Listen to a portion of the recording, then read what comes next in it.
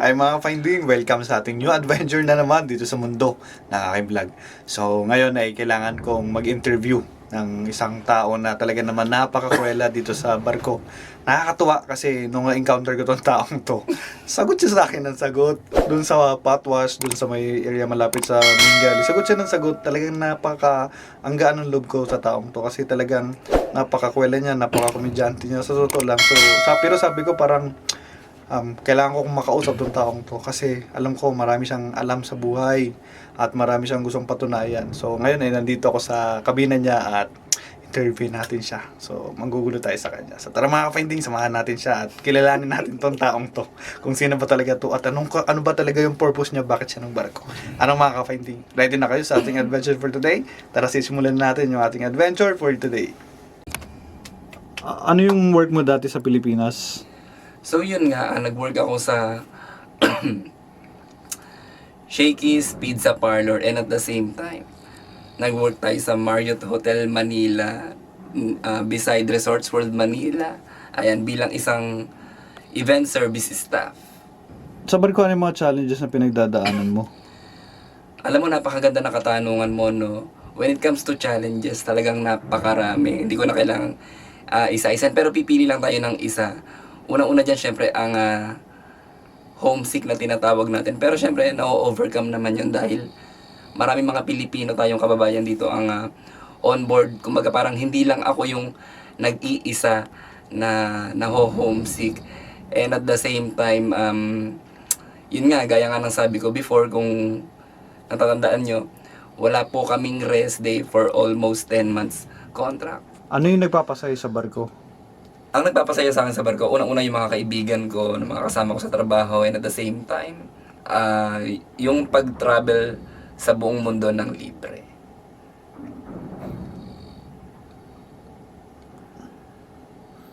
Gaano ka katagal magtatrabaho sa barko?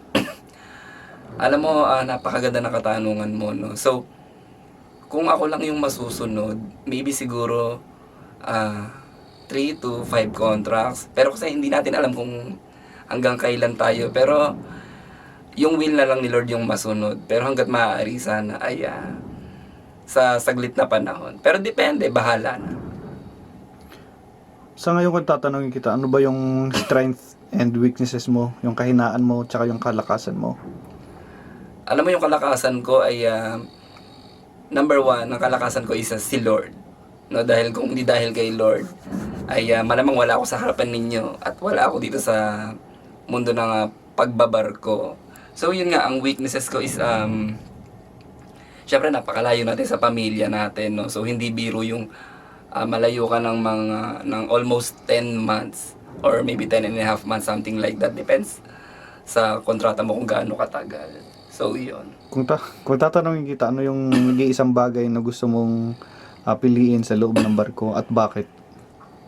Alam mo, kung tatanungin ako, no, ang pipiliin ko ay yung inflatable life raft. Dahil katulad ng pagsagip sa atin, Lord. So, si inflatable life raft kasi pag inihagis mo siya sa dagat at nilaunch, hindi lang ako yung masasave, maging yung ilang pasahero at ilang mga crew member dito on board. If just in case, magkaroon ng wag naman sana accident on board at sea. Maraming mga nagsabi na kapag nagbarko ka ay nakakasira doon ng pamilya. Especially kapag may asawa ka sa Pilipinas, tapos nasa barko ka, nag-abroad ka. At pag sinabi nila na seaman ka, manloloko ka. Sino ba talaga yung nanloloko? Yung nasa lupa o yung nasa dagat? Actually, technically, both land-based and sea-based is parehas namang may nanloloko. Pero dun sa aspeto na may mga nanloloko is given siya, hindi naman namin maitatanggi na kabi-kabi lang mga Pilipino or kahit ibang lahi ang niloloko din yung mga partners nila. Pero depende sa iyo depende kung paano mo siya i-handle. Let's say for example, ako. So, single naman ako. May temptation kasi is nandyan lang yung temptation. So, ang sagot ko is depende sa iyo kung paano mo i-handle yung temptation. Yung mga panloko given kasi nandito na yun sa mundo Ano yung mga naging bad experience mo dito sa barko? So yun nga, work on board the ship, mga naging bad experiences ko is minsan parang ayoko talaga maniwala na may mga Pilipino pa mismo yung mga away sa atin or parang mambubuli. Pero based on my experience, so yes, may mga na-experience ko na may mga ilang Pilipino na salbahe. Although hindi naman lahat, may ilan-ilan. And then at the same time, sa Indian, yung mga paana kung tawagin, may mga salbahe din sa kanila pero meron din namang mabait. And yung hygiene ng iba medyo bagsak talaga. Yun lang. Sa pagbabarko ba, sa tingin mo, mababago ba yung buhay ng takbo ng pamilya mo o yung buhay mo? Alam mo, actually, kahit hindi ka naman magtrabaho sa barko, kahit isa kang artista, kahit isa kang piloto or flight attendant, kung anumang profession or karera ang napili mo sa buhay, pwede mabago ang buhay mo. Unang-una sa aspeto ng pera. Paano ka ba humawak ng pera? At paano mo i-handle yung trabaho na pinagkatiwala sa iyo ng Diyos. So, depende pa rin sa iyo talaga kung paano mo i-handle. So, kung mababago, depende sa iyo. Nung bata ka, ano talaga yung pangarap mo? Actually, ang ganda na katanungan mo. During elementary days, wala talaga akong pinangarap na maging seaman, police, nurse, etc. and so on and so forth. Pero yung kapatid ko na si Carlo Dalisay, siya talaga yung siya talaga yung nangarap na maging isang seaman. In fact, nabasa ko nga sa kanyang yearbook nung ako yung nagbungkal recently bago yung joining date ko.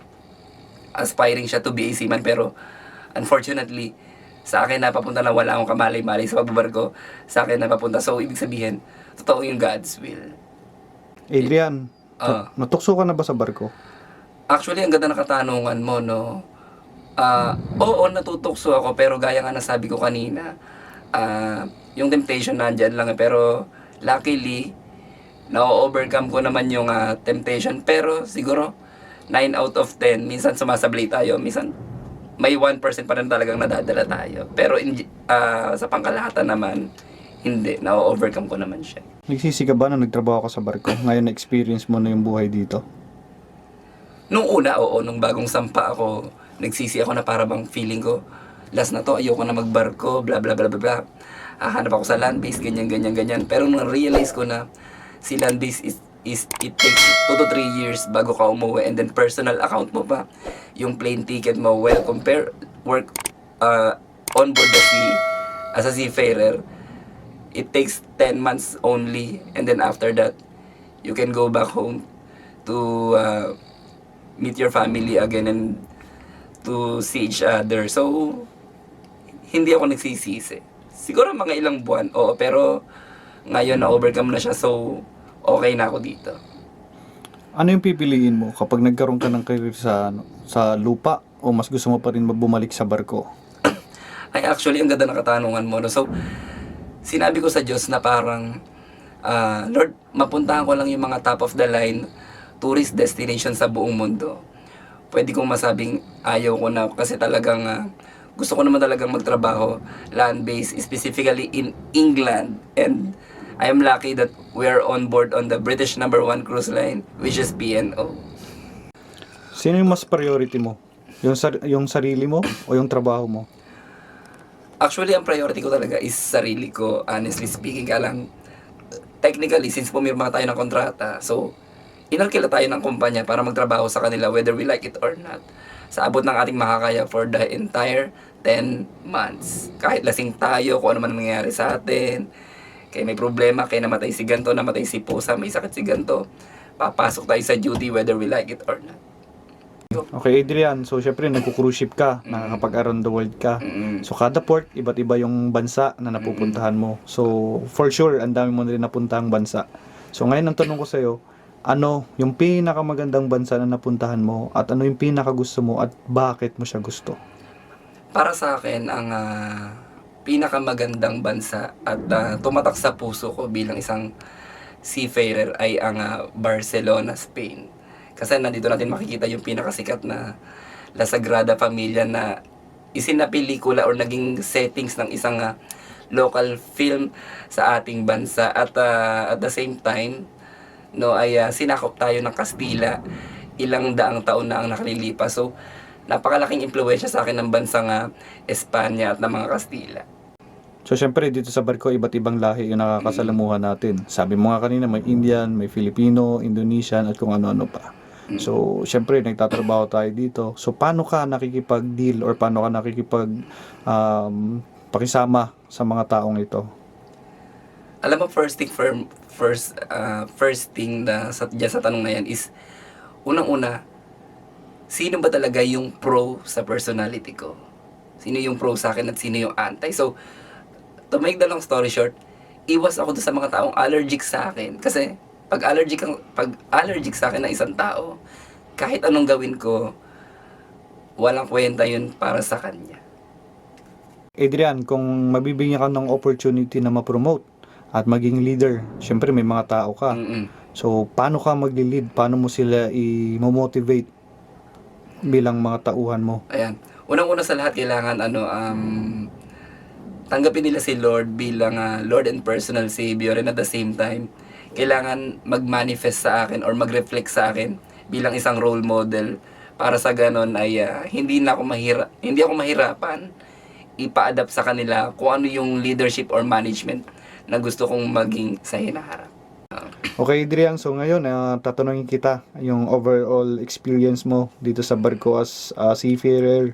So, nakailang buwan ka na nga ba pala dito? So today is my 10 months as working on board dito sa barko na P&O Iona at luckily malapit na tayong umuwi. So ang tanong mo ay all experience. Actually, roller coaster rides, hindi siya bed of roses. It's up and down, up and down. So, kung kaya mo yung ganon at kaya mong i-overcome siya, pwedeng-pwede ka dito sa trabahong to. Hindi ka ba nagsisi sa pinili mong profession? Actually, hindi ako nagsisi kasi bata pa lamang ako, talagang mahilig na ako dun sa mga laruan na eroplano, tren, sasakyan niya. Parang feeling ko may calling na ako sa larangan ng pagbabiyahe habang nagtatrabaho. Ano yung plano mo pagkatapos mo magbarko? Actually, ang plano ko pagkatapos ko magbarko ay kailangan may ma-establish ako sa katas ng kinita ko. Kasi syempre, hindi naman tayo habang buhay malakas, and at the same time, magkakaroon din tayo ng retirement. So, ipon, and then tingnan natin kung ano mangyayari. Pero hanggat maaari sana ay may makita ako doon sa may naipundar ako sa tagal ng aking pagtatrabaho bilang isang seaman. Para pag nagkaroon ng opportunity na nagkaroon ka ng partner, tapos nagsabi sa'yo na bitawan mo yung pangarap mo kasi may pangarap ako para sa atin. Alam mo, it's a case-to-case basis, no? Pero recently may nag-invite sa akin na invite ako sa isang coffee shop sa Lisbon, and nag-date kami. And then all expense niya, puro milk and honey yung pangako niya sa akin. Pero kung iyon ay totoo, pag di lang anghel naman sana, iiwan ko ang pagbabarko at sasama ako sa kanya. So, mas gusto mo yung land-base kung magkaroon man ng opportunity kasi sa magtrabaho sa barko? Kung sa England, oo. Pero kung sa ibang bansa, hindi. Pagpapatuloy ko ang pagtatrabaho sa barko. Bakit sa England gusto mo magstay? Kasi bata pa lamang ako, fan ako ng British culture. Nandiyan yung mga cartoons, Princess Sarah, Sedi. Parang talagang amazed ako sa mga kastilyo at sa mga magagandang gusali na setting sa mga naturang palabas na pambata sa Pilipinas. So, yung bottom line ng mga dreams mo is magstay ka sa UK for good? Oo, kasi talagang, yun nga, gaya nga nasabi ko kanina, is British culture fan ako ever since childhood. Okay. So, ngayon nagtatrabaho ako sa company na to. At kung hindi mo dumating yung opportunity na makapag-work ka sa land-base, like for example sa UK, at nagkaroon ka ng opportunity sa ibang companies like ibang barko, mas mataas yung offer, pero hindi sa UK ang home base ng barko, tatanggapin mo?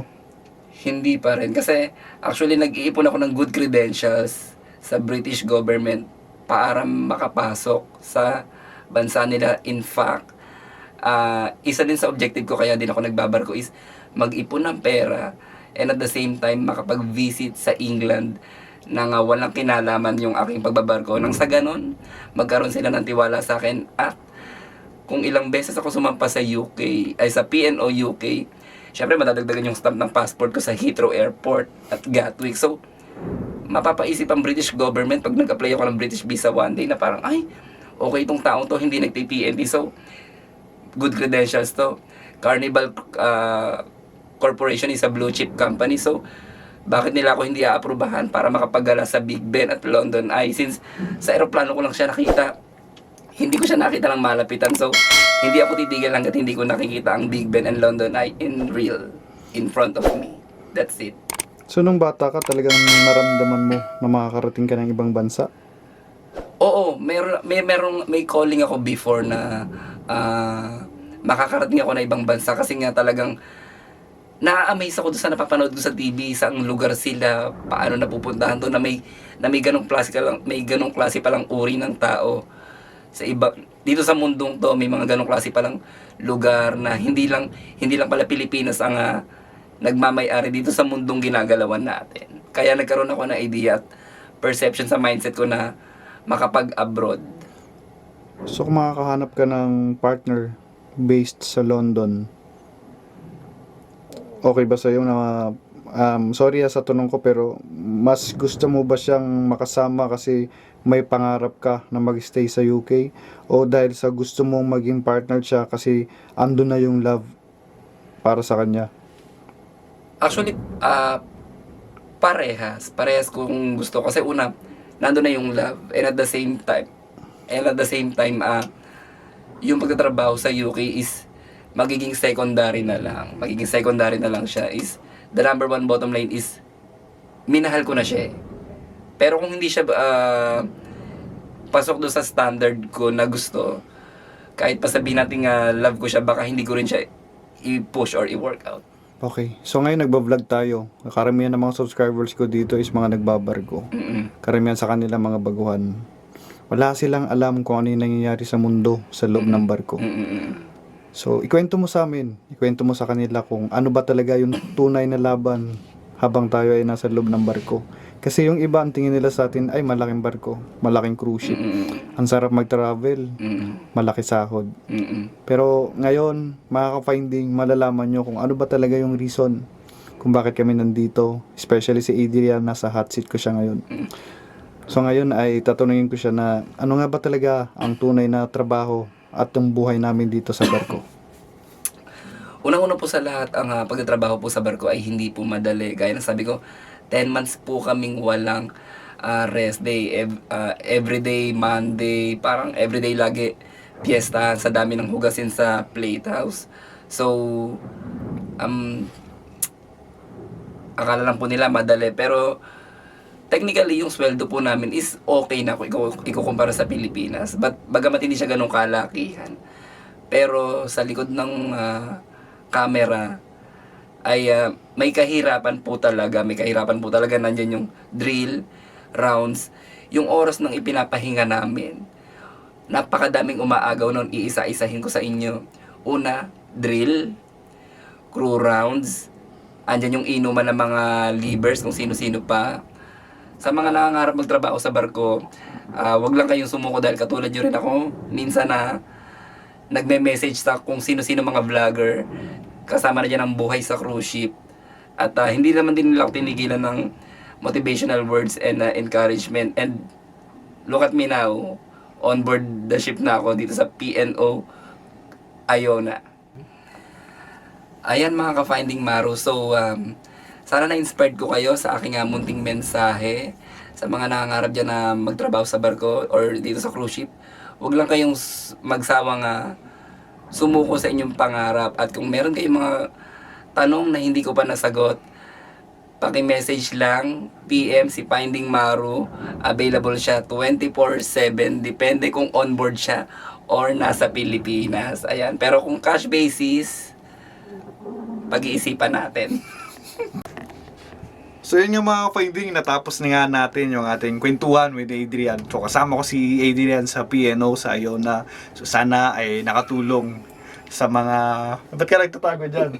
Sana ay nakatulong sa mga subscribers ko na especially dun sa mga gusto magbarko at sumubok. So yan yung buhay ni Adrian, yun po yung napagdaanan niya dito sa barko. So ako especially, meron din ako mga sagot, meron din ako mga gustong i-share. Pero syempre, ito yung moment ni Adrian, so maganda yung mga sagot niya sa mga tanong ko. Actually, jolly to pero medyo naging emotional kasi syempre, pagod after ng shift. So kailangan matulog, broken time. Ambush. At inambush ko to. on the spot to. Kaya hindi siya talaga Medyo prepared. lang. Hindi siya prepared. Kaya medyo puyat, antok na antok pa. So yan. So yan mga findings. Sana ay nakatulong po yung mga sagot ni Adrian at sa mga gusto pa pong sumampa laban lang. At nasa sa inyo yan. Nasa sa inyo yan kung gusto nyong ituloy yung mga pangarap po ninyo. Katulad ni Adrian, nangarap, nakaramdam nung bata na may mararating sa buhay. So nandito siya ngayon, tinuloy niya yung pangarap niya. So yun lang, maraming salamat mga ka-finding at sana ay nakatulong si Adrian sa pag-inspire at sana ay matulungan din po kayo balang araw. So yun lang mga ka-finding, maraming salamat. Pakita ka dito sa video. Yung mga ka-finding ay si Adrian. Hello. Ayan. Ayan. Bye-bye So, mga ka-finding. Bukas alas 6 pa kami na umaga. Aga kami breakfast. Punta na kami ng UK, England. Okay. Southampton, turn around, see you. Okay, bye-bye mga ka-finding.